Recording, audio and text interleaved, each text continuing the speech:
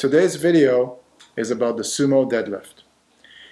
Quite a few cues on this one. It's a little bit of a technical move, so start light, progress slowly and safely. That's number one rule, safety.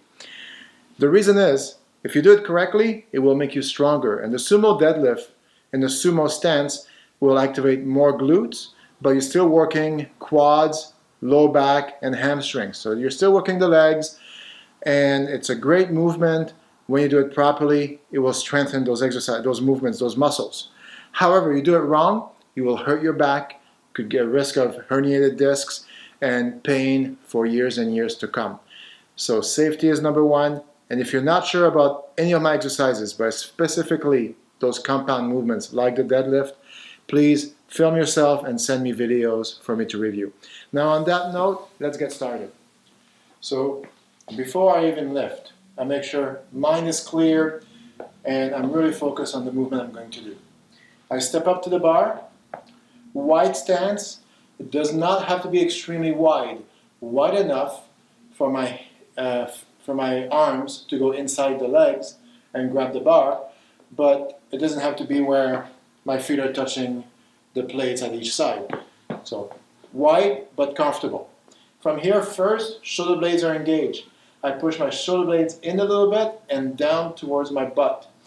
And then core is engaged, and when I bend, I focus on hinging, bending at the hips, keeping a neutral spine. When I'm standing over the bar, I'm about a half inch to an inch away from the bar. My shins are about a half inch from the bar, so I'm fairly close to it.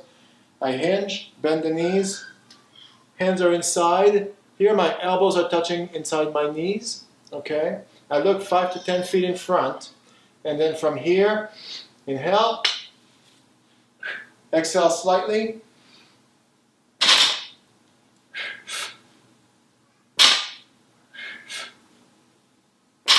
when I hinge from the top position, when I'm at the top here, and I hinge, I slide the bar on my legs until I get to the knees. And you can see from here, my torso is at a 45-degree angle. Once I get to the knees, my torso doesn't move anymore.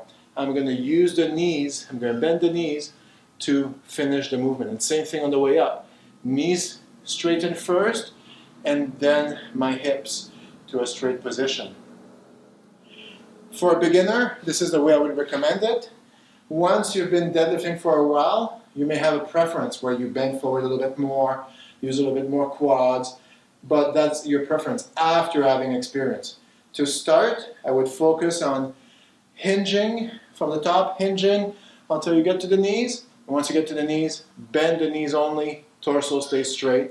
Shoulder blades are always engaged, so when I have the weight and I'm here, the weight is pushing down and it wants to round my back. So my upper back has to be strong and tight. That's why I set it in and down in my shoulder blades, and they're tight. My upper back is engaged. When I'm doing the deadlift, really everything is engaged.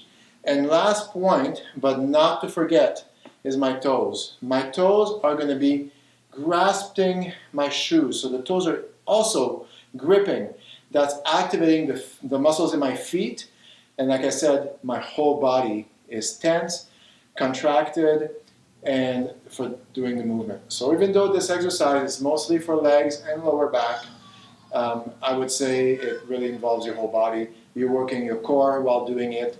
Your upper back is engaged in an isometric hold, and like I mentioned, even your feet are involved.